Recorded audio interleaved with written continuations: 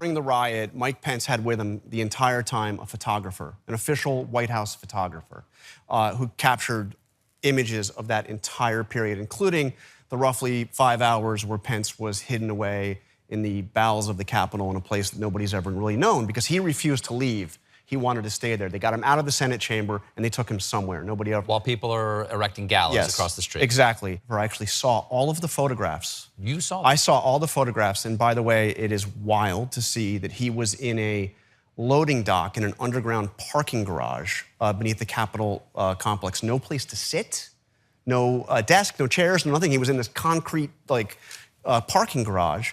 And with his family and, this is the Vice President of the United States, and he's like holed up in a basement.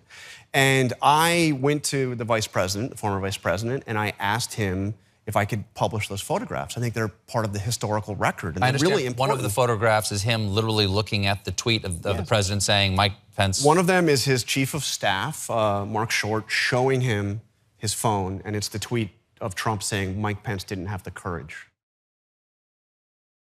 And maybe we'll never get to see it. And honestly, I think rightfully we attack a lot Ted Cruz for what he was willing to do after Trump turned on him, the sad phone call and all that stuff. But this is worse. Trump never, as far as I can remember, tried to get Ted Cruz killed. To stay silent just to protect the reputation of someone who didn't care if you lived or died is just truly sad. That is, I hadn't seen that.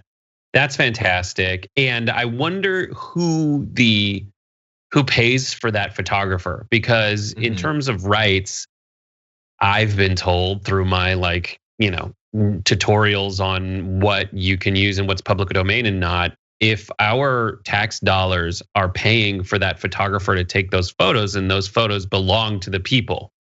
And so maybe it's a certain amount of time, maybe it's his own personal photographer and that's exempt from those kinds of things. But my God, man, journalists need to get their hands on that and leak it somehow.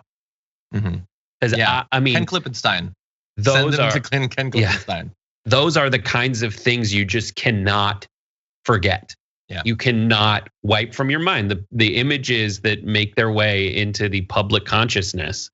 And it's crazy that I want those, and there's not enough out there to confirm it for me. Yeah, like when you think about what was Obama doing when the mission to take out Osama bin Laden was going on? Because you've seen that photo. That one photo of them around the table. These things are important, they are powerful. Just knowing that it happened isn't as powerful as being able to see it.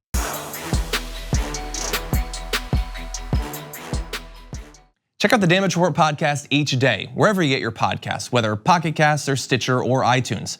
You can join me as I give you the news and stories you want, with a range of co-hosts and interview guests jumping in on the fun each day. Again, that's the Damage Report, wherever you get your podcasts. And if you get them at iTunes, don't forget to rate and review. Sometimes I'll read them live on the show.